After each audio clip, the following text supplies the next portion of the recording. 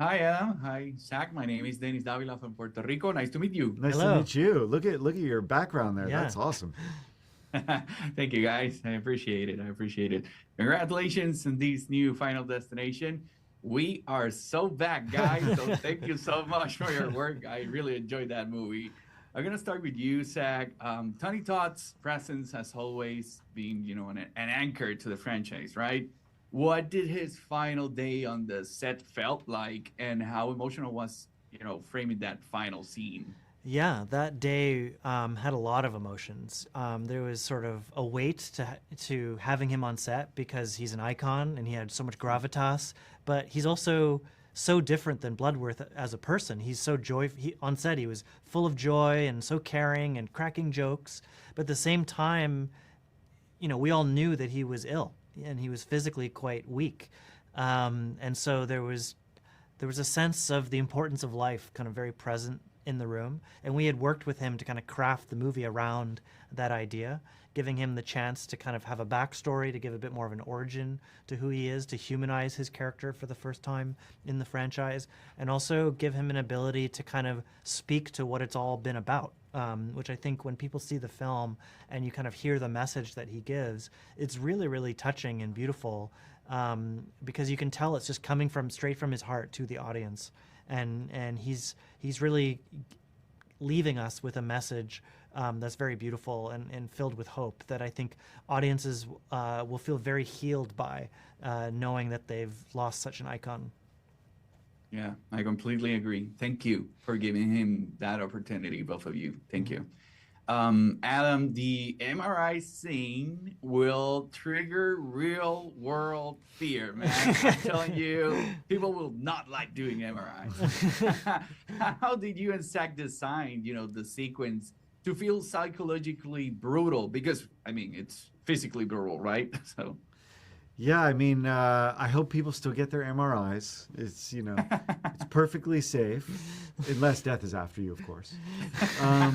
The main challenge we had with all of these death sequences is how to make them unpredictable, how to keep the audience guessing, how to keep the surprise going, even though death is after these characters. Death is coming, but how do you keep it surprising? So we started there. We knew an MRI would be fun to play with. There are lots of MRI accidents that happen. But one of the inspirations was actually a death in Final Destination 2 that we call the spaghetti death, where a guy throws spaghetti out the window, then his house catches on fire, he gets his hand in a sink, lots of crazy things happen, and then he escapes and then slips on the spaghetti and dies. And that was kind of what we had in mind with the vending machine. Set something up that you sort of forget about until the end. So we knew we had that piece going on. At the same time, you have these two brothers who are really caring about each other. So we wanted to get the emotion of that going. And, it's just juggling those balls in a way that keeps you guessing, keeps you on the edge of your seat, keeps you feeling the suspense, and then has a sense of humor to it too. Yeah. no. Glad you enjoyed it. It's my favorite scene. It's my favorite scene. Well, And here's a little guys, Easter egg for you. Check out the poster for Final Destination 5. I know. I got it. I saw it. There you go. It was like our these kind guys of are people brilliant. right there. It was amazing. That was a great thing to see. Zach, the entire film is a domino effect. Mm-hmm.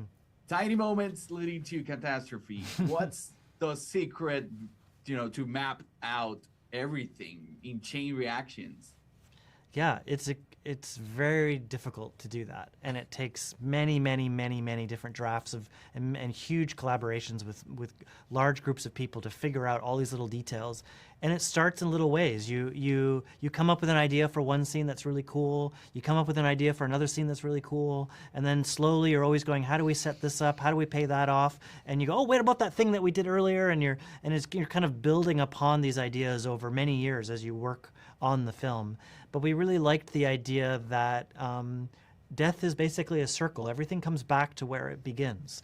And that's kind of the setup and payoff. It's also represented by circles. In the movie, there's all these different circular objects that basically represent death. You have the penny, you have the dance floor, you have the building, you have the lawnmower, the trampoline, the MRI. There's all these circles that kind of represent that cyclical nature of sort of a setup and going on a journey and coming back to where you begin. And people can have a really fun drinking game by watching all the circles that are in the movie that represent that idea.